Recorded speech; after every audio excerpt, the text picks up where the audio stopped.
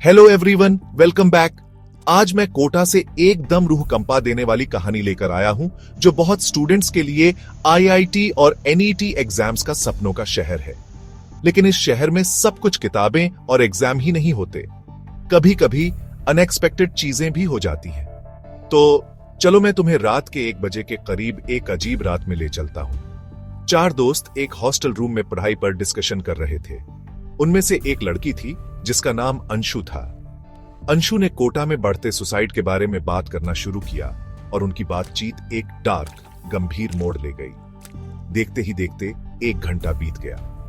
अब रात के 2 बज चुके थे। जैसे ही वो सोने वाले थे, उनकी नजर किसी चीज पर पड़ी। उन्होंने सामने वाले लड़कों के हॉस्टल की छत पर एक अजीब सी आकृति देखी। इस आकृति ने ब्लैक हुडी पहनी हुई थी और सिगरेट पी रहा था, और वो बिल्कुल किनारे पर खतरनाक तरीके से टहल रहा था, मानो जैसे वो भी अपनी जान देने की सोच रहा हो। डर के मारे लड़कियों ने मदद के लिए चिल्लाया, लेकिन ऐसा लगा जैसे उनकी आवाज रात में गायब हो गई हो।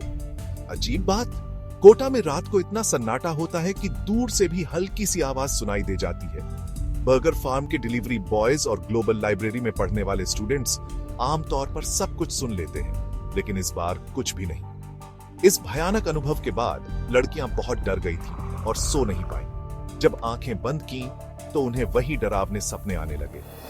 पर सबसे अजीब बात एक लड़की के साथ हुई। उसने अपने गीले कपड़े पंखे के नीचे कमरे में सूखने के लिए टांग दिए थे। जब वह उठी तो पंखा बंद था, लेकिन उसके कपड़े पूरी तरह सूख गए थे। बिजली तो ठीक काम कर रही थी, तो पंखा क्यों बंद हुआ?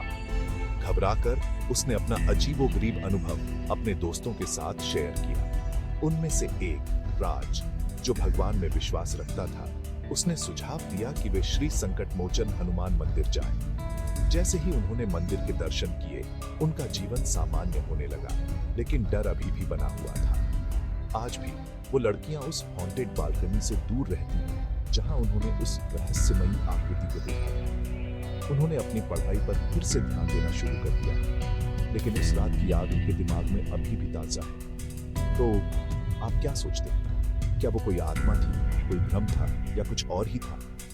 नीचे कमेंट्स में मुझे बताओ। और अगर आपको यह कहानी पसंद आई हो तो लाइक, शेयर और सब्सक्राइब करना ना भूलें। और ऐसी ही रोंगटे खड़े कर देने वाली कहानियों के लिए अगली बार तक सुरक्षित रहें और जिज्ञासु बने रहें।